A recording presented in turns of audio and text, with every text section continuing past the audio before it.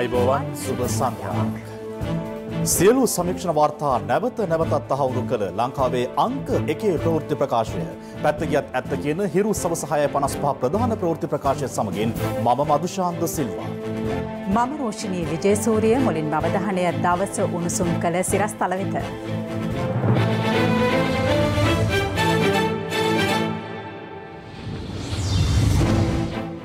යුක්‍රේන සංචාරක වැඩසටහන අර්බුදයක් වෙයි. පොළොන්නරු සීගිරි චාරිකා අත්තිටුවයි. කොවිඩ් ආසාදිත වත්තල කාන්තාවක් ව්‍යාජ වෛද්‍ය වාර්තා සකස් කර ඩුබයි බලා පිටත්තු ගොස් ඇතැයි හෙළිවෙයි. මාරවිල මුහුදේදී ඇල්ලූ කෝටි 130ක මත්කුඩු ජාවාරම. මාර බන්ධනාගාර ගැටුමට හේතුව කුමන්ත්‍රණයක් නොව හදිසියේ හටගත් මරණ බිය බව පංචපුද්ගල කමිටුව කියයි. වනාලි ගැටලුවට විසඳුම් ඉල්ලා මහියංගනයේ වැසියන් පාරට බසී.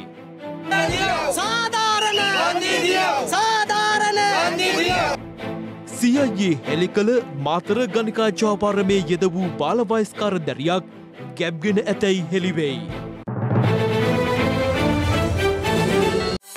අදම CDB iDeposit ඩිජිටල් ස්ථාවර තැන්පතුවක් අරඹන්න. රතුබරතු ටොමාටෝ වැඩිම ලංකාවේ ඔරිජිනල් සෝස් MD ටොමාටෝ සෝස්. අලුත්ම ලොකු සයිස් TV එකක් ගන්න. ලොකු හුවමාරුවට්ටම් හිමි කරගන්න. සිංගරකින්ම පමණයි. ශ්‍රී ලංකා ටෙලිකොම් සහ මොබිටෙල් සේවා එක්තැන්ව SLT මොබිටෙල් ලෙසින් අලුත් ගමනක SLT මොබිටෙල් එකම එක සබැඳියාව. යුක්‍රේනයේ සිට මෙරටට ආ සංචාරක කණ්ඩායම් මිරිස්සේ සහ යාල ප්‍රදේශවල සංචාරය කළ බවට තමන් දැනුවත් වූයේ මාධ්‍ය තුලින් බවට ශ්‍රී ලංකා සංචාරක මණ්ඩලය පවසනවා. එහි සභාපති කිමාලි ප්‍රනාන්දු මහත්මිය විශේෂ අමාත්‍ය ප්‍රසන්න රණතුංග මහතා වෙත ලිපියක් මගින් දැනුම් දී ඇත්තේ අදාළ සංචාරක නියෝජිත ආයතන එමගින් කොවිඩ් මර්ධන කාර්යසාධක බලකායේදී ඇති කරගත් එකඟතාවයන්ද කඩ කර ඇති බවයි. මේ අතර යුක්‍රේන සංචාරකයින් යාල වනෝද්‍යානයේ නැරඹීමට යාමේදී ඇති වූ තත්ත්වය යලි ඇති නොවීම සඳහා වහා පියවර ගන්නා ලෙස සංචාරක අමාත්‍ය ප්‍රසන්න රණතුංග මහතා බලධාරීන්ට උපදෙස් දී තිබෙනවා. දවසේ පුවත නියම ව්‍යාපෘතියක් ලෙස යුක්‍රේන ජාතිකයන් පිරිසක් මෙරටට රැගෙන ඒමට පියවර ගත්තේ කොවිඩ් ව්‍යාප්තිය හමුවේ බිඳ වැටී ඇති මෙරට සංචාරක කර්මාන්තය නගා සිටුවීමේ අරමුණින්. ඒ විශේෂිත ජෛව ආරක්ෂක බුබුලු සංකල්පයකට අනුවයි. ඒ අනුව මේ වන විට අවස්ථා 4කදී යුක්‍රේන සංචාරකයන් 640 දෙනෙකු මත්තල ජාත්‍යන්තර ගුවන්තොටුපළෙන් මෙරටට පැමිණ ඇති අතර අද පැමිණි සංචාරකයන් 97 දෙනෙකුද ඊට අයත්. අද පැමිණි සංචාරකයන් අතරද මුව ආවරණ පැළඳ නොසිටි පිරිස් දක්නට ලැබුණා. මේ පැමිණෙන විදේශීය සංචාරකින් සති 2ක් නිරෝධායනය වී අවසන් වී සංචාරය කරන්නේ නැහැ. එසේ කිරීම ප්‍රායෝගික නැහැ. මේ සංචාරකින් සංචාරය සිදු කරන්නේ නිරෝධායනය වන කාල සීමාව තුළදීමයි. ඉතින් ඒ නිසා නිසි පරිදි මාර්ගෝපදේශන පිළිපැදීම ඉතාමත් වැදගත්. එසේ නොවුනහොත් යම්කිසි විදියකින් අපේ රට තුළ ඉන්න ශ්‍රී ලාංකිකයින් එයින් ආසාදනය වුණොත් එතනින් විශාල පොකුර ඇතිවීමත් මේ වෛරසයේ විවිධ ප්‍රභේද අපේ රට තුළට ඇතුළු වීමට අවදානමක් තියෙනවා. මේ සිදු කරනු සබන්නේ ජෛව ආරක්ෂිත බුබුල යන සංකල්පය යටතේ ජෛව ආරක්ෂිත බුබුලක සේවය සපයන සම්බන්ධ වෙන උදාහරණයක් විදිහට හෝටලේ සේවය කරන ඒ කාමරවලට සේවා සපයන ආහාර සපයන අය ඒ වගේම ඔවුන්ගේ රියදුකන් ඒ සංචාරකයන් සහ ගැටෙන අය අනිවාර්යයෙන්ම ජෛව ආරක්ෂිත බුබුල තුලම සිටිය යුතුයි. සංචාරකයන් මේ රටින් පිටත් වුණාට පස්සේ ශ්‍රී ලාංකිකයන් අවුරුද්දකට සති 2ක කාලයක් නිරෝධායන වීමෙන් පස්සේ තමයි අපි නැවතත් සමාජයේ සාමාන්‍ය ජන ජීවිතයට අවතීර්ණ වෙන්න ඕනේ. කෙසේ වෙතත් එලෙස පැමිණි යුක්‍රේන සංචාරකයන් පිරිසක් පසුගියදා මිරිස්ස තල්මසුන් නැරඹීමට සහ යාල ජාතික වනෝද්‍යානයේ සංචාරය කළ අතර ඇතමුන් සෞඛ්‍ය මාර්ගෝපදේශ නොතකමින් මුව ආවරණ පවා පැළඳ නොසිටි අයුරු දැකගත හැකි වුණා.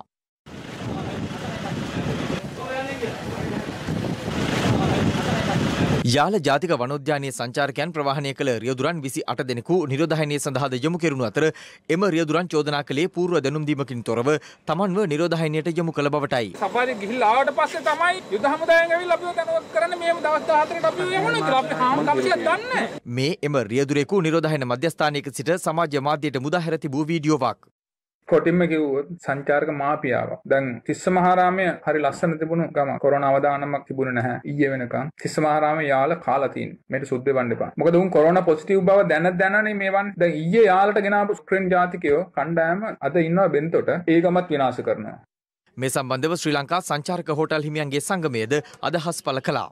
පයිලට් ප්‍රොජෙක්ට් එකේ අඩුපාඩුකම් තියෙනවා කියන එක අපිටත් වැටහුණා. ඒක නොතිබුණා නම් අපිට මේවා ඉගෙන ගන්නත් බෑ. බබල් කන්සෙප්ට් එක වෙන්නේ මාලදිවයිනේ දූපතක් හා සමානයි. එයාපෝට් එක සේෆ් කොරිඩෝ එකකින් බබල් එකට බබල් එකෙන් එයාපෝට් එක ඒගොල්ලෝ යනවා. ඒක ඇතුලේ ඉන්න සේවකයෝ කොහොමද ගෙවල් වලට අපි අරින්නේ? මේකට ඇත්තට විශාල වියදමක් හොටෙල් සහ සංචාරක ක්ෂේත්‍රයට දරන්න වෙලා තියෙනවා. මේ අය ඉවර වුණායින් පස්සේ මේ අය නැවත බලා ගන්න. යම් කිසි විදියකින් ඒ ගිය කෙනෙක්ගෙන් අපි දන්නේ නැතු බබල් එකක් ක්‍රියේට් වුණොත් සංචාරක ක්ෂේත්‍රය නිසා කොහේ හරි ගමක මොකද්ද අපි ගන්න තීරණය? මේ අතර යුක්‍රේන සංචාරක කණ්ඩායම් තල්මසුන් නැරඹීමට මිරිස්සේ සහ යාල ජාතික වනෝද්‍යානයේ සංචාරය කළ බවට තමන් දැනුවත් වූයේ මාධ්‍ය තුලින් බවට ශ්‍රී ලංකා සංචාරක මණ්ඩලය පවසනවා. එහි සභාපති කිමාලි ප්‍රනාන්දු මහත්මිය ලිපියක් මගින් විශේෂ භාර අමාත්‍ය ප්‍රසන්න රණතුංග මහතා වෙත දන්වා ඇත්තේ කොවිඩ් මර්ධන කාර්යසාධක බලකායේදී ඇතිකරගත් එකඟතාවයන්ට පටහැනිව එමගින් කටයුතු කර ඇති බවයි.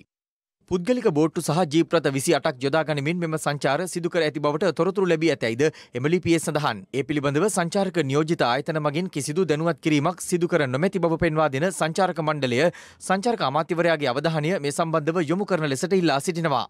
මේ අතර යුක්‍රේන සංචාරකයන් යාල වනෝද්‍යානයේ නැරඹීමට යාමේදී ඇති වූ තත්වය යලි ඇති නොවීම සඳහා වහා පියවර ගන්නයි සංචාරක අමාත්‍ය ප්‍රසන්න රණතුංග මහතා අද පැවති සාකච්ඡාවකදී බලධාරීන්ට උපදෙස් දී තිබෙනවා. ඔහු එහිදී අවධාරණය කර ඇත්තේ රට සංචාරකයන්ට විවෘත කිරීමේ නියම ව්‍යාපෘතියේදී හඳුන්වා දුන් සෞඛ්‍ය මාර්ගෝපදේශ නිසි ලෙස ක්‍රියාත්මක විය යුතු බවයි.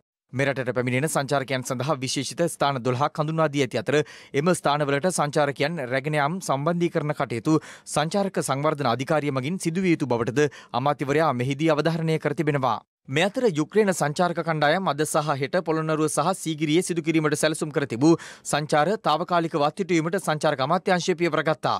ඔවුන් ඉදිරියේදී මහනුවර ප්‍රදේශයේද සංචාරය කිරීමට නියමිත අතර භික්ෂුන් වහන්සේ පිරිසක් මල්වතු අස්ගිරි අනුනා හිමිවරුන් බැහැ දැක ඊට අවසර ලබා නොදෙන ලෙසටයි ඉල්ලා සිටියේ. යුක්‍රේනයෙන් එන ඒ කට්ටිය රට වටේ කරයි. එතකොට දළදා වහන්සේ වැඩ ඉන්න අපේ දළදා භූමිය අපේ බෞද්ධයන්ට කවදාත් වහන්නේ නැහැනේ අපේ නායකයන්තුන් රාජ්‍ය නායකයෙක් ආවා. ඒතර හෙට දවස වහන්න කියලා. අපි ඒවා මොකද දැන් අපේ නායකයන්තුන් දන්නෙත් නැහැ මම කියනකම් නායකයන්තුනේ හොයලා බැලුවා නම් මේක ගැන මොකද ඉක්මන් තීරණයක් ඇටියට නේද?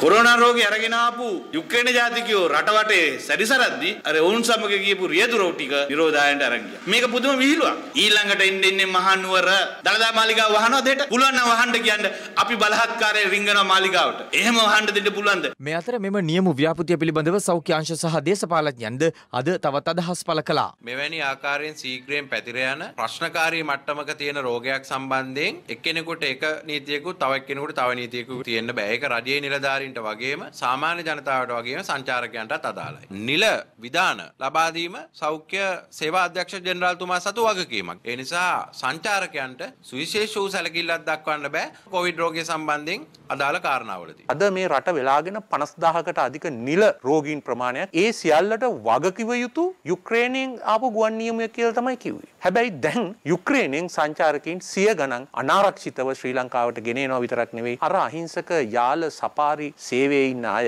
අද නිරෝධායනට යොමු කරලා තියෙනවා. හැබැයි මේ අය වෙනුවෙන් යුද හමුදාව යොදවලා ආරක්ෂාව දෙන තරම් නින්දිත තත්වයකට මේක කඩා වැටලා තියෙනවා. අද යුක්‍රේන වලින් ගේනවා මේ රටට. ඔවුන්ට නිරෝධායන නීති නැහැ. ඔවුන් දවස් 14ක් ඉන්නේ නැහැ. ඔවුන් යනවා රට වටේම. නමුත් මේ රටේ ඉපදිච්ච රටේ ඉන්න මේ නගරේ ඉන්න මිනිස්සුන්ට මාස 3ක් කොරෝනා නිරෝධායන නීති. එහෙම නීති කොයිද තියෙන්නේ? හැමදාම අපි කොරෝනා කියලා රට වහගෙන හිටියොත් මේ තත්ත්වය ඉවර වෙන්නේ නැහැ. වැඩක් පටන් ගත්තාම පොඩි අඩුපාඩුකම් එන්න පුළුවන්. ඒව හඳුනාගෙන හරියට ඒව නිවැරදි කරගෙන මේ යාන්ත්‍රණය ක්‍රියාත්මක කරගත්තොත් එතකොට අර සංචාරක ව්‍යාපාරයේ නියැලිලා ඉන්න අපේම රටවැසියන්ට සෙතක් සිද්ධ වෙයි. ශ්‍රී ලාංකික ජනතාව නැවත වතාවක් තුන්වෙනි රැල්ලකට හසු කරන්න උත්සාහ කරනවා. රටට සල්ලි එනවයි කියන පදන් මත මුළු රටම COVID-19 වසංගතයට භාජනය කරන තරම් ආණ්ඩුව උගස් කර තැබීම තාමත් කනගාටුදායක තත්ත්වයක්. මේ රටේ ආර්ථිකය හදනවා කියලා වෙලාලා කියන්නේ. එහෙම පේන්නේ නෑ අපිට. කොයිඩ් ආසාදිත යුක්‍රේන ජාතිකෝ විදේශිකෝ ගෙන්නලා රට පුරා යවලා නිරෝධායන මධ්‍යස්ථාන වලට යවලා ඒ හොටෙල් වලට ගෙවන මුදල් PCR වලට ගෙවන මුදල් එක පැත්තකින් මේ ආණ්ඩුවේ ගජ මිතුරන්ගේ සාක්කු වලට පුරව ගන්න පුළුවන් වැඩ පිළිවෙලක් හදනවා. ඒ සංචාරකයන්ට මාර්ගෝපදේශක පිළිවෙලක් තියෙනවා. එතකොට ඔවුන් මාස්වත් දාගෙන නොයෑමේ ගැටලු රසක් පැන නැගලා තියෙනවා. එතන ඇත්තටම ගැටලුවක් තියෙනවා. නියම ව්‍යාපෘතියක් නෙමෙයි කෙරුවේ. ඒක බලන්න අධ්‍යයනය කරන්න වෙනම කණ්ඩායමක් යොදවලා තියෙනවා. ඒ මාර්ගෝපදේශ ඇඩුවේ කවුද? ඒකට වග කියන්න ඕනේ කවුද කියන එක අපි හොයලා බලන්න අනිවාර්යයෙන්. සංචාරකයෝ වැඩි කැමති තැන් වලට යන්නේ සංචාරක බුබුලු විදියට. මේගොල්ලෝ මාජනතාවට ගොඩාක් වෙලාට නිරාවරණය වෙන්නේ නැහැ. මේගොල්ලෝ අනිවාර්ය ආහාරයෙන් යද්දී PCR දෙකක් කරලා කොවිඩ් පොසිටිව් නැහැ සාතිකයත් එක්ක තමයි එළියට යන්නේ. ඒ නිසා මේක පිළිබඳව රටේ මහජනතාව කිසිම බයක් සැකක් තියාගන්න ඕනේ නැහැ. සංචාරක ගෙන්වීම පිටිපස්සේ තියෙන දැවැන්ත ජාවාරමක් ආණ්ඩුවේ සියලු දෙනාගේ ඒකාබද්ධ සහයෝගයෙන් තමයි මේ වංචාව සිද්ධ වෙන්නේ. විල්සන් කරුව බොකාවට නැහැ කියලා පොලිසිය අරන් ගියා. ඊ ආව ක්‍රීඩකයෝ. එනකොට එයාපෝට් එක අපි දැක්ක කොහොමද පිළිගත්තේ කියලා එංගලන්ත කණ්ඩායම. හැබැයි යුක්රේන සංචාරකයන්ට බෙර ගහලානේ පිළිගත්. ඕයේ නීතිය. නීති නවනව ආණ්ඩුව මේකට තමයි 3-2 අරන් 20 සංශෝධනය කරගත්තේ. 20 රැස් මේ ආණ්ඩුව මේ වෙන්න. දවසේ පුවත කොවිඩ් ආසාදිත වත්තල එඬේරමුල්ලේ කාන්තාවක් ව්‍යාජ වෛද්‍ය වාර්තා සකස් කර කටුනායක ගුවන්තොටුපළින් ඩුබායි බලා පිටත්ව ගොස් ඇතැයි වාර්තා වනවා. මේ අතර තවත් කොවිඩ් ආසාදිතයින් 190ක් වාර්තා වීමත් සමග මෙරට සමස්ත ආසාදිතයින් සංඛ්‍යාව 44964ක් දක්වා ඉහළ ගිය අතර හුදකලා කර තිබූ ප්‍රදේශ කිහිපයක් අද එම තත්ත්වයෙන් නිදහස් කෙරුණා.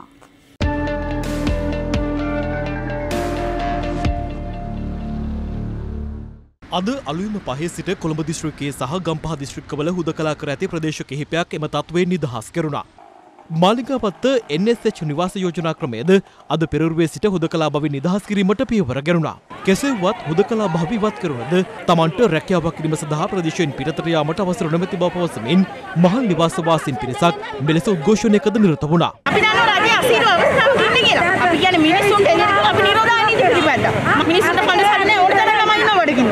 ඈතලා ඉන්න කට්ටිය කරුණා කරලා සංචාරකයෙන් සීමා කිරීම අයින් කරනවා. නමුත් ඒ රෝඩ් බ්ලොක් එකේ යන්න බෑ කියන එක තමයි. රස්තාවල් වලට යන්නවත් එළියට යන්න බෑ මෙතනින් ඇතුලේ විතරයි. ඒක සර් කල්ගත්ත වැඩි දවස් 90ක්. අපේ පක්ෂෙන් දෙන්නේ නැහැ විපක්ෂෙන් දෙන්නේ නැහැ. අපි කන්නේ. උදේ ડોක්ටර් විජේමුණි එකක් කතා කරා.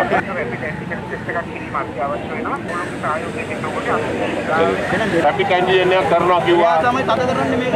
අපි දින උළු කල්පනා කරනවා. මේ මිනිස්සු ඔක්කොම මරන්න හදන්නේ. අපිටත් මේ ගේ අමාරු නෙවෙයි මිනිස්සුන්ගේ මේ කියන්නේ. හැම විතරක් ජීවිතේ කියන්නේ. ඒක උදේට රැපිඩ් ඇන්ටිජන් ටෙස්ට් එක කරනවා කිව්වා. හරිද? කරලා 100ට ගන්න බලලා එයා තීරණය දෙනවා කිව්වා අරින්න. හරිද? හරි. ඔයාලා දැන් කරුණා කරලා යන්න. අපි මේ ලේඩ අපි අරන් ආවේ නේ. අපිව මේ හිර කරගෙන අපේ ළමයිට අපි කොහොමද කන්න බොන්න දෙන්නේ? පිටරට එන්නලා පිළිසෙනවා. එතන හැමෝම රවට්ටනවා මිනිස්සුන්ව. එමෙන්ම මේ වන විට හුදකලා කර ඇති බෙන්තර තුන්දුව බටහිර ග්‍රාම නිලධාරී වසම එම තත්ත්වයෙන් නිදහස් කර දෙන ලෙස ඉල්ලා එම ජනතාව උද්ඝෝෂණය කර නිරත වූ අතර එහිදී උණුසුම් තත්ත්වයක්ද හටගත්තා. තුන්දුවේ ජනතාව මේ වෙනකොට විශාල දුෂ්කරතාවයකට පත් වෙලා තියෙන නිසා රැකියාවලට යන්න විදියක් නැහැ. සෞඛ්‍ය අංශයෙන් ඉල්ලා සිටිනවා තුන්දුව මේ වෙලාවේ අපට නිදහස් කර දෙන්නේ කියලා. අද පෙරරු 6න් අවසන් වූ පැය 24 තුළ නව ආසාදිතයින් 403 දෙනෙකු හඳුනා ගැනීමත් සමග මෙරට සමස්ත කොවිඩ් ආසාදිතයින් සංඛ්‍යාව 44774ක් දක්වා ඉහළ ගියා. එම නව ආසාදිතයින්ගෙන් 401 දෙනෙකු පෑලියගොඩ පොකුරට අයත් වන අතර දෙදෙනෙකු බන්ධනාගාර රැඳවියන්. වාර්තා වූ නව ආසාදිතයින්ගෙන් වැඩිම පිරිස වාර්තා වන්නේ කොළඹින්. එම ගණන 81ක්. ඉන් 27 දෙනෙකු වාර්තා වුණේ කොම්පංජවීදියෙන්. බස්නහර පළාතෙන් බැහැරව වැඩිම ආසාදිත පිරිසක් මහනුවර දිස්ත්‍රික්කයෙන් වාර්තා වන අතර එම සංඛ්‍යාව 56ක්. මේ දක්වා කාලය තුල කොළඹ දිස්ත්‍රික්කයෙන් වැඩිම ආසාදිත පිරිසක් වාර්තා වී ඇති අතර එම ගණන 17967ක්. ඊට අමතරව ගම්පහින් 9322ක් සහ කළුතරින් 3030ක්ද වාර්තා වී තිබෙනවා. මේ අතර නව මරණ දෙකක් වාර්තා වීමත් සමග මෙරට සමස්ත කොවිඩ් මරණ සංඛ්‍යාව 213ක් දක්වා ඉහළ ගියා. මියගොස් ඇතේ වැලිපැන ප්‍රදේශයේ පදිංචිව සිටි අවුරුදු 57ක කාන්තාවක් සහ කොළඹ 15 ප්‍රදේශයේ පදිංචිව සිටි 76 හැවිරිදි කාන්තාවක්. මේ අතර මහර සෞඛ්‍ය වෛද්‍ය නිලධාරී කොට්ටාශයට අයත් එඬේරමුල්ල ප්‍රදේශයේ කාන්තාවක් කොවිඩ් ආසාදිතව තිබියදී ව්‍යාජ වෛද්‍ය වාර්තාවක් සකස් කර ඉකුත් 29 වෙනිදා කටුනායක ගුවන්තොටුපළින් ඩුබායි බලා පිටත්ව ගොස් තිබෙනවා. අදාළ කාන්තාව පළමුව පෞද්ගලික වෛද්‍ය ආයතනයකින් PCR පරීක්ෂාවක් සිදු කර ඇති අතර එහිදී කොවිඩ් ආසාදිත බවට තහවුරු වී තිබෙනවා. නමුත් අදාළ පරීක්ෂණය සම්බන්ධයෙන් සෑහීමකටපත් නොවීම හේතුවෙන් ඇය තවත් PCR පරීක්ෂණ දෙකක් සිදු කර ඇති අතර එමගින් කොවිඩ් ආසාදිත නොමැති බව හෙළිව තිබෙනවා. පසුව සෞඛ්‍ය අංශ දැනුම් දී ඇත්තේ රජයේ සෞඛ්‍ය වෛද්‍ය නිලධාරී කාර්යාලයෙන් යලි PCR පරීක්ෂාවක් සිදු කරන ලෙසයි. එම පරීක්ෂාවෙන් අදාළ කාන්තාව කොවිඩ් ආසාදිත බවට යලි තහවුරු වීම හේතුවෙන් සෞඛ්‍ය බලධාරීන් එම කාන්තාව සොයා ඇයගේ නිවසට ගොස් තිබෙන්නේ නිරෝධනය කිරීම සඳහායි. එහිදී කාන්තාවගේ සැමියා පවසා ඇත්තේ තම බිරිඳ ඩුබායි බලා පිටත්ව ගිය බවයි. මෙතර වවුනියාව පට්ටාංචිචූර් ගම්මානයේ කොටසකට අද පෙරරුවේ සිට සංචරණ සීමා පනපා තිබෙනවා. කොවිඩ් ආසාදිතින් දෙදෙනෙකු හඳුනා ගැනීමත් සමග එම ප්‍රදේශයේ පළමු හරස්වීදියේ සිට පස්වෙනි හරස්වීදිය දක්වා කොටසට මෙලෙස සංචරණ සීමා පනපා ඇති බව වවුනියාව මහජන සෞඛ්‍ය පරීක්ෂක කාර්යාලය සඳහන් කළා. දඹුල්ල ආර්ථික මධ්‍යස්ථානයෙන් එළවලු රැගෙන විත් වෙළඳාමේ යෙදුණු කන්තලේ ගන්තලාව ප්‍රදේශීය පුද්ගලයෙකුද කොවිඩ් ආසාදිත බවට හඳුනාගෙන තිබෙනවා. මේ හේතුවෙන් ඔහුගේ ආශ්‍රිතයින් 23 දෙනෙකු නිරෝධායනයට යොමු කර ප්‍රදේශීය වෙළඳසල් වසදමීමට පියවර ගැනුණා. ආසාදිතයාගේ පුද්ගලයාගේ දියණිය අතිරේක පන්තියකටද සහභාගී වී ඇති බව හෙළිවීම හේතුවෙන් එම පන්තියද තාවකාලිකව වසාදැමීමට පියවරගෙන තිබෙනවා. මේ අතර කොවිඩ් පැණිය නිපදවූ කෑගල්ලේ ධම්මික වෙද මහතා අද ගැටබේ රාජෝපනාරාමාධිපති පූජ්‍ය කැපිටියාගොඩ සිරිවිල නාහිමියන් බැහැතොටුවා. එහිදී අදාළ කොවිඩ් පැණිය නාහිමියන්ටද පිළිගැන්වුවා. කොවිඩ් තත්ත්වය හමුවේ පාසල් යළි ආරම්භ කිරීම සම්බන්ධයෙන් අධ්‍යාපන මාත්‍ය මහාචාර්ය ජී.එල්. පීරිස් මහතා අද පැවති ප්‍රවෘත්ති සාකච්ඡාවකදී මෙලෙස අදහස් පළ කළා. ජනවාරි 11 වනදා බස්නාහිර පළාත හා දිවයිනේ සෙසු පළාත්වල හුදකලා කරන ලද පොලිස් වසම් තුළ පිහිටලා තිබෙන පාසල් හැර අන් සියලු පාසල්වල ප්‍රාථමික පන්ති විවෘත කරනවා. අද සිට සතියකින්. එම කොන්දේසියටම යටත්ව පෙර පාසලුත් යලි ආරම්භ වෙනවා. මේ සියල්ලක්ම කරන්නේ බොහොම පරිස්සමෙන් පිළියෙල කරන ලද සැලැස්මක් අනුවයි. ඊයේ හවසත් වෛද්‍ය විශේෂඥයන් සමග අපි පැය 4මාරක සාකච්ඡාවක් පැවැත්වුවා මේ ලියවිල්ල සම්පූර්ණ කරලා ප්‍රකාශයට පත් කිරීමට පෙර. හැම අංශයක්ම මේකෙන් ආවරණය වෙනවා. අද හවසම අධ්‍යාපන අමාත්‍යාංශයේ වෙබ්සයිට් එකට මේක ඇතුළත් කිරීමට අපි බලාපොරොත්තු වෙනවා. ජනවාරි 6 වන බදාදා සිට 10 වන ඉරිදා දක්වා සෑම පාසලකම මෙම වැඩපිළිවෙල පදනම් කරගෙන ගුරු දෙගුරු සාකච්ඡා පැවැත්වෙනවා. සෞඛ්‍ය අමාත්‍යාංශය සෞඛ්‍ය ක්ෂේත්‍රයේ නිලධාරීන්ගේ අනුමැතියට යටත්ව හුදකලා කර ප්‍රදේශ හැරෙන්ට බස්නාහිර පළාතේ සාමාන්‍ය පෙළ සිසුවන් වෙනුවෙන් ජනවාරි 25 වෙනිදා පාසල් ආරම්භ කිරීමට අපි උත්සාහ දරනවා. 11 වෙනිදා වෙනකොට COVID-19 වසංගත තත්ත්වය සම්බන්ධයෙන් පැහැදිලි පාලනයක් තිබිය යුතුයි පාසල් ආරම්භ කිරීමේදී. පාසල් වලට අවශ්‍ය සනීපාරක්ෂක ක්‍රමවේද විශේෂයෙන්ම ප්‍රවාහනය සම්බන්ධයෙන් මේවට අදාළ විසඳුම් මොනවද? ඒ සම්බන්ධයෙන් වැඩපිළිවෙලක් තිබිය යුතුයි. එහෙම නැතුව පාසල් ආරම්භ කරන්න බෑ. අපිට වෙන්නේ ළමයාගේ අධ්‍යාපනය සම්බන්ධයෙන් වැඩපිළිවෙලක් නැහැ. අධ්‍යාපනය කරන අයගේ අධ්‍යාපනය නොකර ගෙදර ඉන්න අයටත් දෙගොල්ලන්ට වැඩපිළිවෙලක් තියෙන්න ඕනේ. මේ අතර හිටපු ජනාධිපති මෛත්‍රීපාල සිරිසේන මහතා ද හින්දු පුවත්පතට සම්මුඛ සාකච්ඡාවක් ලබා දෙමින් කොවිඩ් මරණවල අවසන් කටයුතු සිදු කිරීම සම්බන්ධයෙන් සිය මතය පැහැදිලි කොට තිබෙනවා.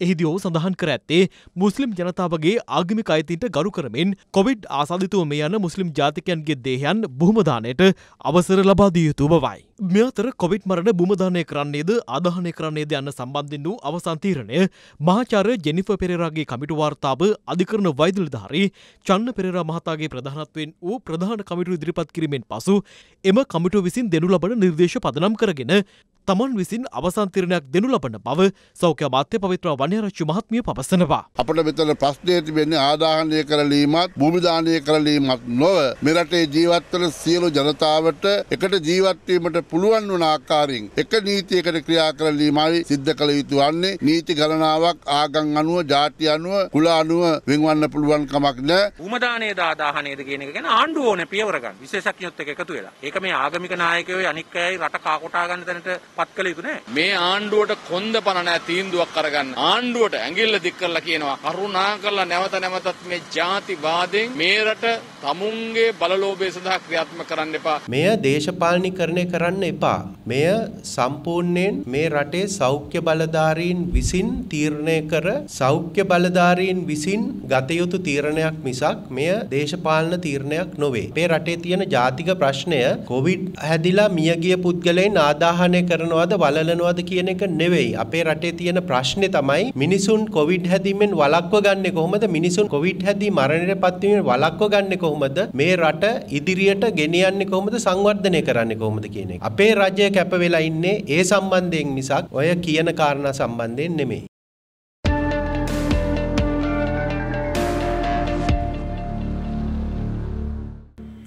මේ අතර ඊයේ දිවෙනට පැමිණි එංගලන්ත ක්‍රිකට් කණ්ඩායමේ 3 ඉරියව් ක්‍රීඩක මොයින් අලීට කොවිඩ් ආසාදනය වීම හේතුවෙන් ඔහු නිරෝධායනය කර ඇති බව එංගලන්ත ක්‍රිකට් පාලක මණ්ඩලය නිවේදනයක් නිකුත් කරමින් තහවුරු කරනවා. අද උදැසන සිදු කළ PCR පරීක්ෂණයේදී අලීට කොවිඩ් ආසාදනය වී ඇති බව තහවුරු අතර ඔහුගේ සමීපතම ආශ්‍රිතයෙක් වන ක්‍රිස් වෝක්ස්ද මේ වන විට ස්වයං නිරෝධායනය සඳහා යොමු කර තිබෙනවා. මේගමුවට ඔබ්බෙන් වූ මුහුදු ප්‍රදේශයේදී බහුදින දිහිවර යාත්‍රාවක් මගින් ප්‍රවාහනය කරමින් තිබූ රුපියල් කෝටි 130ක වටිනාකමකින් යුත් අයිස් ඇතුළු මද්ද්‍රව්‍ය කිලෝග්‍රෑම් 210ක් සොයා ගැනීමට නාවික හමුදාව පියවර ගත්තා. පොලිස් මද්ද්‍රව්‍ය නාශක කාර්යාංශය සහ ගුවන් හමුදාව ක්‍රියාත්මක කළ මෙම ඒකාබද්ධ මෙහෙයුමේදී සැකකරුවන් සිව් දෙනෙකුද අත්අඩංගුවට ගැනුණා. මෙම මද්‍රව්‍ය තොගය අත්අඩංගුවට ගෙන ඇත්තේ බටහිර නාවික විධානය මේගමුවට ඔබ්බෙන් වූ මුහුදු ප්‍රදේශයේ සිදු කළ විශේෂ සෝදිසි මෙහෙයුමකදී. එහිදී බහුදින දිහිවර යාත්‍රාවක් පරීක්ෂාවට ලක් කර ඇති අතර එහි තිබී අයිස් මද්‍රව්‍ය කිලෝග්‍රෑම් 122ක් සහ හෂිස් මද්‍රව්‍ය කිලෝග්‍රෑම් 88ක් සොයා ගැනුණා. ප්ලාස්ටික් ඇසුරුම් හා පැකට්ටු වශයෙන් සූක්ෂමව අසුරා තිබූ අදාළ මද්‍රව්‍ය තොගේ වටිනාකම රුපියල් කෝටි 130ක් බවයි පොලිස් මාධ්‍ය ප්‍රකාශකවරයා පැවසුවේ. අත්අඩංගුවට ගැනුණු සැකකරුවන් සිව් දෙනෙකු මද්‍රව්‍ය තොගය සහ බහුදින දිහිවර යාත්‍රාව නීතිමය කටයුතු සඳහා පොලිස් මද්‍රව්‍ය නාශක කාර්යාංශය වෙත බහර දී තිබෙනවා.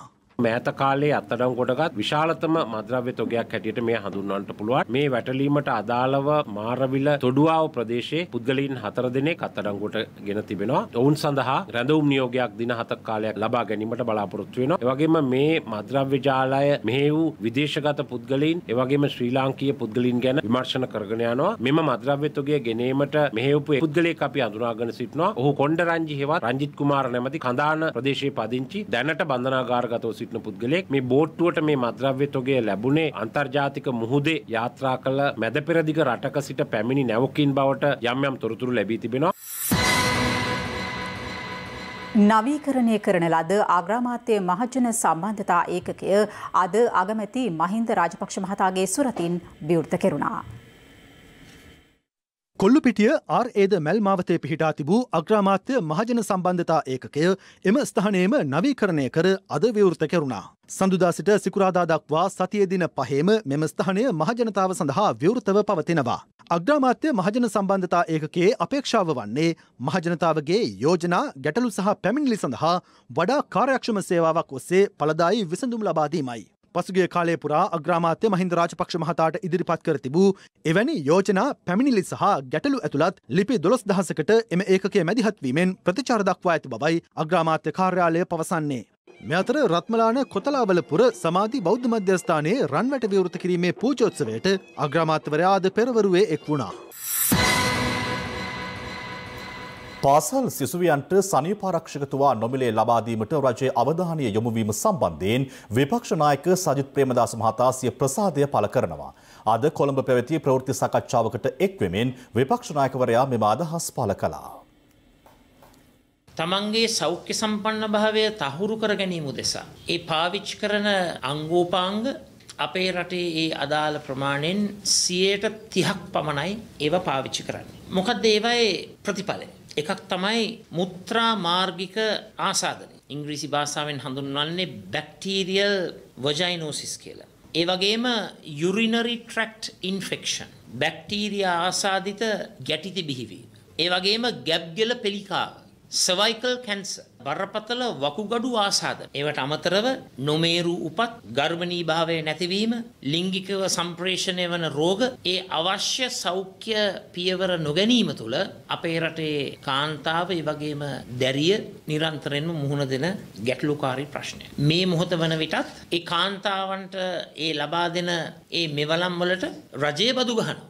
ආර්ථව දරිද්‍රතාවය මේ ප්‍රශ්නය නිසා නිර්මාණය වෙන දරිද්‍රතා ගැටලුවක්. පහුගිය මැතිවරණ සමයේදී අපේ මැතිවරණ ප්‍රකාශයට ලංකාවේ සිටින කාන්තාවන් ආර්ථව දරිද්‍රතාවයෙන් මුදවා ගැනීමට යම් යම් වැඩපිළිවෙළවල් යෝජනා වෙනකොට එදා ඒක හාස්‍යයට ලක් වුණා. පැඩ්මෑන් කියලා කිව්වා. විදේශගතව හිටපු කාන්තාවෝ පවා එක්කගෙන ඇවිල්ලා අපිට ඕනේ ආරක්ෂාව, සනීප ආරක්ෂාව ඕනේ අපි සලසා ගන්නම් කිව්වා. අද කාන්තා කටයුතු සම්බන්ධයෙන් ඇමති මණ්ඩලයේදී කතා කරන්න කෙනෙක් නැහැ. ඒ සඳහා වැඩපිළිවෙලක් නැහැ. ගහනේ 52% ඉන්නේ කාන්තාව කියලා කිව්වට කිසිම සැලකිල්ලක් මේ රජය විසින් මේ කාන්තාවන්ට දක්වලා නැහැ. ඔබතුමා මෙවර අයවැය විවාදයේදී කාන්තා සනීප ආරක්ෂකතුවා සම්බන්ධයෙන් යෝජනාව පාර්ලිමේන්තුවේ සභාගත කරා. මම හිතන්නේ අගමැතිතුමා එකකතාවකට පැමිණිය ඔබතුමාගේ යෝජනාවට අද දිනේදී කැබිනට් මණ්ඩලයට මේ ඉදිරිපත් කරලා 6 වසරේ ඉඳලා පාසල් ළමුන්ට සනීපාරක්ෂකතුවා ලබා දෙන්න. ප්‍රමාද වෙලා හෝ කරපු යෝජනාවේ වැදගත්කම පිළිගැනීම පිළිබඳව අපි සතුටු වෙනවා. සමස්ත කාන්තා පරපුර වෙනුවෙන් නොමිලේ මේ පහසුකම ලබා දෙනකම් අපි සාමකාමී ප්‍රජාතන්ත්‍රවාදී අරගලයක නිරත වෙනවා. මහර බන්ධනාගාරයේ ඇති වූ ගැටුම්කාරී සිද්ධිය පිළිබඳව සොයා බැලීමට පත් කළ පංච පුද්ගල කමිටුවේ අවසන් වාර්තාව අද අමාත්‍ය මණ්ඩලයට ඉදිරිපත් කළා. අදාළ වාර්තාව මගින් දක්වා ඇත්තේ මේ සිද්ධිය දීර්ඝකාලීන කුමන්ත්‍රණයක් නොව හදිසියේ ඇති වූ මරණ බිය හේතුවෙන් හටගත් එකක් බවයි. වාර්තාව සැකසීමේදී පංචපුද්ගල කමිටුව විසින් බන්ධනාගාර නිලධාරීන් සහ රැඳවියන් ඇතුළු 40 දෙනෙකුගෙන් ප්‍රකාශ සටහන් කරගෙන තිබෙනවා. එහිදී අනාවරණ වී ඇත්තේ බන්ධනාගාර නිලධාරීන් සංඛ්‍යාවේ දැඩි හිඟයක් පැවතීම හේතුවෙන් නිසි ආරක්ෂාවක් ලබා දීමට නොහැකි වී ඇති බවයි.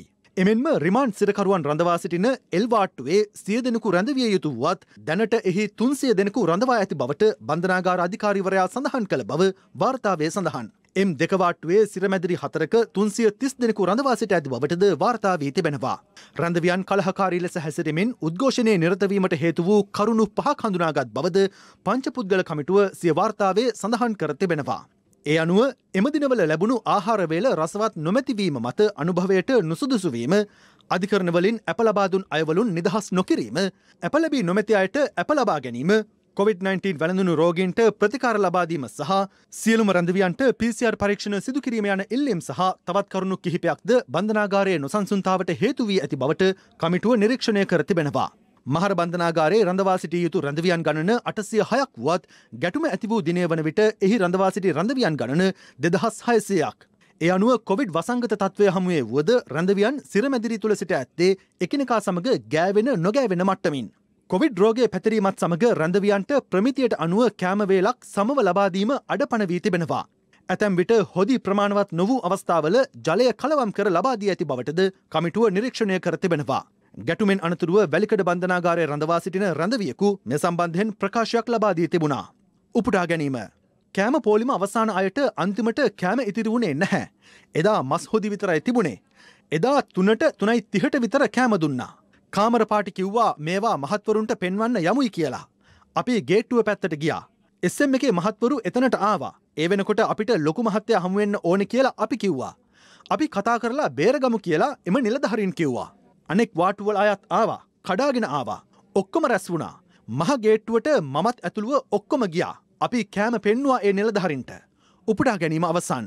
කොවිඩ් ආසාදිත රෝගීන් රාශියක් මහර බන්ධනාගාර රැඳවියන් අතර සිටින බව දැනගැනීමත් සමග කලබලකාරී තත්ත්වය තවදුරටත් උත්සන්න වී තිබෙනවා. ගැටුම සිදු වූ දින දහවල් ප්‍රවෘත්ති ප්‍රකාශය හරහා මහර බන්ධනාගාරයේ කොවිඩ් ආසාදිතින් 186 දෙනෙකු සිටින බවට වාර්තා වීමත් සමගයි ගැටුම්කාරී තත්ත්වය ආරම්භ වී ඇත්තේ.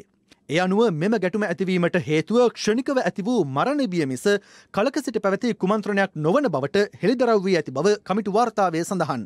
මේ අතර පංචපුද්ගල කමිටුව සකස් කළ වාර්තාවේ කැරැල්ල මැඩ පැවැත්වීමට නොහැකි වූ කරුණු කිහිපයක්ද පෙන්වා දී තිබෙනවා. ඒ අනුව රැඳවියන්ගේ ඉල්ලීම් විසඳා ගැනීම සඳහා බොහෝ දෙනෙකු එක්රැස් වී ඇති බව කමිටුව නිරීක්ෂණය කර තිබෙනවා. එමෙන්ම බන්ධනාගාරය තුළ වෙනම කල්ලි සාදාගෙන සිටින පිරිස් තම ප්‍රතිවිරුද්ධ කල්ලි වලින් පලි ගැනීමටද මෙය අවස්ථාවක් කරගෙන ඇති බවට කමිටුවට නිරීක්ෂණය වී තිබෙනවා. ගැටුම පාලනය කිරීමේදී ජීව උණ්ඩ භාවිත කරමින් වෙඩි තබා ඇති අතර ගිනි අවි හේතුවෙන් තුවාල ලබා සිටි සංඛ්‍යාව 29ක්. 11 දෙනෙකු සිද්ධියෙන් මිය ගොස් තිබෙනවා. ඔවුන් සියලු දෙනා මිය ගොස් ඇත්තේ වෙඩි වැදීමෙන් දැයි මෙතෙක් තොරතුරු අනාවරණ වී නැහැ. ගැටුම සිදුවන අවස්ථාවේ බන්ධනාගාරයේ ආරක්ෂාවට මුර අට්ටාලවල ගිනි අවි සමග රාජකාරී සිදු කළ බන්ධනාගාර නියාමකවරුන් වෙඩි තැබීම් සිදු කර තිබෙනවා. නමුත් කැරැල්ල මැඩ පැවැත්වීම සඳහා පැමිණි පොලිස් නිලධාරීන් හෝ විශේෂ කාර්ය බළකා නිලධාරීන් වෙඩි තැබීමක් සිදු කර නොමැති බවයි කමිටු වාර්තාවේ දැක්වෙන්නේ. ඒ අනුව මහර බන්ධනාගාර ගැටුම සම්බන්ධයෙන් පරීක්ෂණ පැවැත් වූ පංචපුද්ගල කමිටුව ප්‍රධාන කරුණු 3ක් ඔස්සේ නිර්දේශ ඉදිරිපත් කර තිබෙනවා. ඒ බන්ධනාගාර තදබදය වැළැක්වීම, රැඳවියන්ගේ සුබ සාධනය සහ බන්ධනාගාර පරිපාලනය සඳහා වන නිර්දේශයි. මෙතර සිරකරු අයිතීන් සුරකීමේ සංවිධානය අද කැඳවා තිබූ ප්‍රවෘත්ති සාකච්ඡාවකදී මහර බන්ධනාගාර සිද්ධිය සම්බන්ධයෙන් අදහස් පළ වුණා.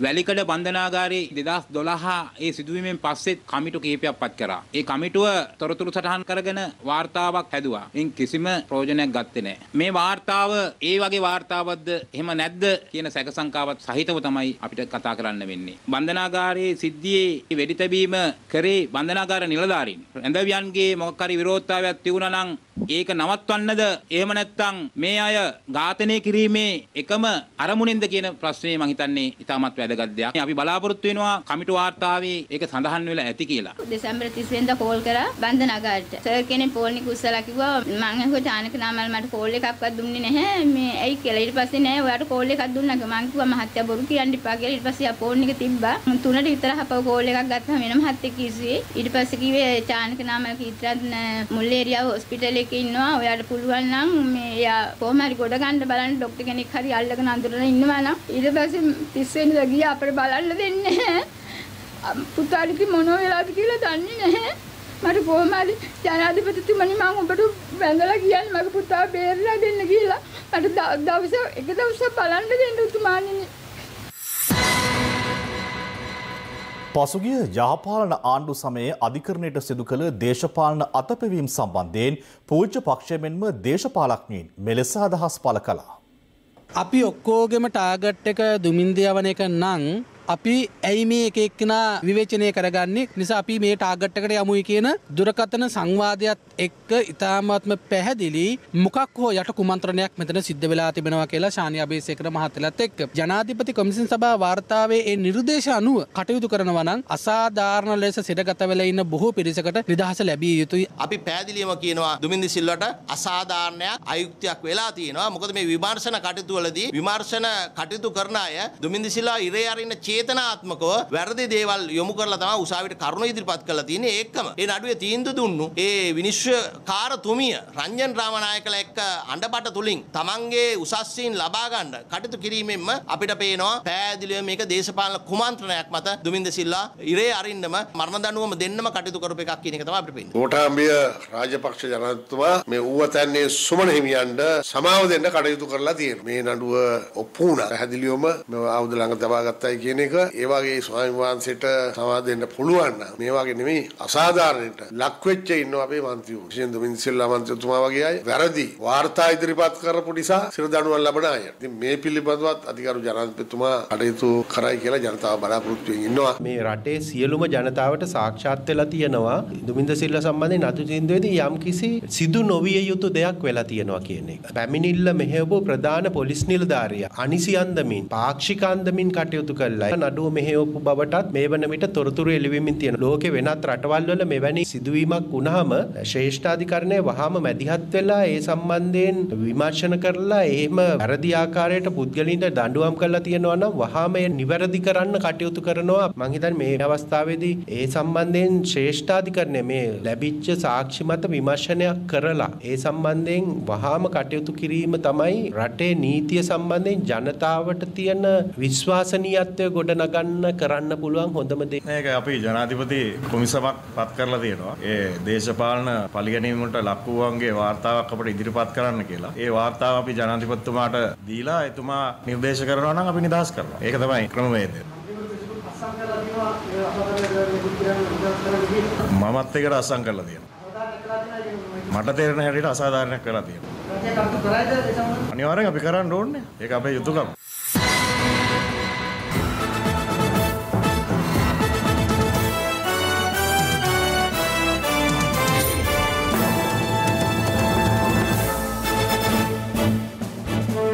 හිරු CIA හරහා රටට අනාවරණය කළ මාතර බාලවයස්කාර දැරියන් යොදවා සිදු කළ ගණිකා චාවාරමේ වයස අවුරුදු 14ක දැරියක් ගැබ්ගෙන ඇති බව වෛද්‍ය පර්යේෂණ වලින් හෙළි වී තිබෙනවා. එම දැරියන් අපයෝජන සිද්ධියට ආධාර අනුබල දුන් තවත් පුද්ගලයන් තිදෙනෙකු අත්අඩංගුවට ගෙන ඇති අතර ඔවුන් මේ මාස 11 වන දින දක්වා රක්ෂිත බන්ධනාගාරගත කිරීමටයි මාතර ප්‍රධාන මහේස්ත්‍රාත්වරයා නියෝග කර ඇත්තේ.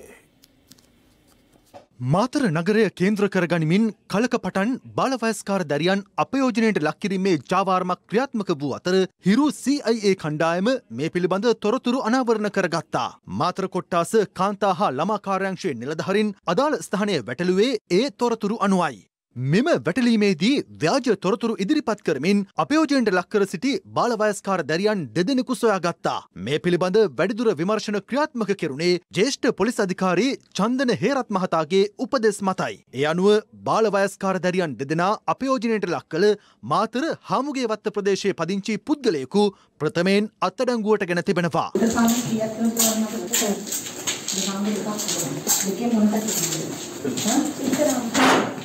උඩරනකට පස්සේ වම් පැත්ත දකුණු පැත්තට. දකුණු පැත්ත. ඒක මොනවද ඇතුලේ තිබුණේ? අදත් එක්ක. අදාළ ජාවාරමට උපකාර කළ පොල්හේන ප්‍රදේශයේ තවත් ලැබුම්හලක භාරකරුවෙකු සහ තවත් පුද්ගලයෙකු ඉන් පසුව පොලිසිය අත්අඩංගුවට ගත්තා.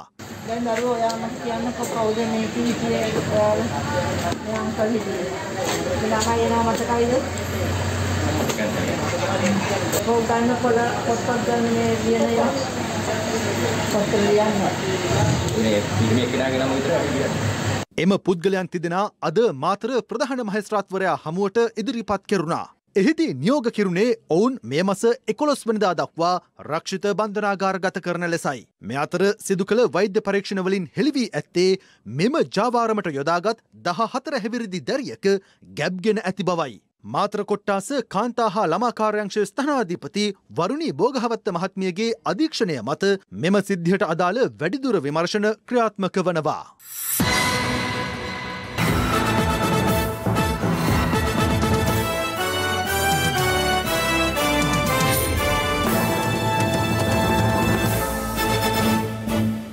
දැන් රටවටා හිරු. රටවටා හිරු. කර්මාන්ත අමාත්‍යාංශයේ නව ලේකම් ලෙස අනුෂ පැල්පිට මහතා අද එම ධුරයේ වැඩ බාරගත්තා. ජ්‍යෙෂ්ඨ පරිපාලන නිලධාරියෙකු වන ඔහු මීට පෙර විදුලි සංදේශ නියාමන කොමිෂන් සභාවේ සභාපති ලෙස සහ රජයේ ප්‍රවෘත්ති අධ්‍යක්ෂ ජනරාල්වරයා ලෙසද කටයුතු කළා. තිරුංගුපිටිය ආනයනය කරන මුවාවෙන් මෙරටට නීති විරෝධී ලෙස ආනයනය කර තිබූ කහකුඩු කිලෝග්‍රෑම් 7500ක් රේගුභාරයට ගෙන තිබෙනවා. පසුගිය මාස 20 වනදා ඉන්දියාවේ සිට මෙරටට ගෙන්වන ලද බහුලුමක තිබී එම කහකුඩු තොගය සොයාගෙන ඇති අතර මෝදල් ප්‍රදේශීය ව්‍යාපාරිකයෙකු වන සැකකරු රක්ෂිත බන්ධනාගාරගත කර තිබෙනවා. වනාලි තලචුනේ හේතුවෙන් පීඩාවට පත්ව සිටින මහියංගනය මිනිපේ හා රිදිමාලයද ප්‍රදේශවල ජනතාව ඊට විසඳුම් ඉල්ලා මහියංගනය නගරයේ අද විරුද්ධතාවක නිරත වුණා. අන්න ඉන්න අලි බලන්න දෙන්න පුළුවන්. ඔය අලි ටික තමයි රාය වෙනකොට මේ මයියංගනේ එහා පැත්තේ මිනිපේ මුල්මල් සී කලාපෙ මෙවිදින් යන්නේ. කාලකේ වද වෙනකොට කොළඹට ගිහිල්ලා ඉන්න. ඊටීයේ ආක්‍රමිකතා සෙවීමට පත් කළ ජනාධිපති කොමිසමේ නිර්දේශ නොපමාව ක්‍රියාත්මක කරන ලෙස ඉල්ලා ඊටීයේ තැන්පත්කරුවන් අද නීතිපතිවරයා වෙත ලිපියක් බාර දුන්නා. එහිදී අදාළ ලිපිය බාරගත් අතිරේක සොලිසිටර් ජෙනරාල්වරයෙකු පැවසුවේ ජනවාරි මාසයේ අවසන් වීමට පෙර ඒ සම්බන්ධයෙන් ක්‍රියාමාර්ග ගන්නා බවට නීතිපතිවරයා දන්වා ඇති බවයි. ගැබිනි මව්වරුන්ට නවාතැන් දෙමින් ඔවුන්ගේ බෙලිදුන් මුදලට පිකිනීමේ චෝදනාවට අත්අඩංගුවටගෙන අපමත මුදා හැරුණු මංජුල උක්වත්ත නැමැති පුද්ගලයා අප කොන්දේසි උල්ලංඝනය කිරීම හේතුවෙන් නැවත ජනවාරි 18 වෙනිදා දක්වා රක්ෂිත බන්ධනාගාරගත කර තිබෙනවා. ඒ සමගින් 6:55 ප්‍රධාන ප්‍රවෘත්ති ප්‍රකාශය නිමාවට පත්වනවා. පැත්ත නොගත් ඇත්ත දැනගැනීමේ අයිතිය තවදුරටත් තහවුරු කරගන්නට ඔබේ ජංගම දුරකථන ජාලය අනුව තිරේ දිස්වන පරිදි හිරු ප්‍රවෘත්ති SMS සේවාව සක්‍රිය කරගන්න. නැවත හමු වෙමු රාත්‍රී 9:55ට. ආයුබෝවන්.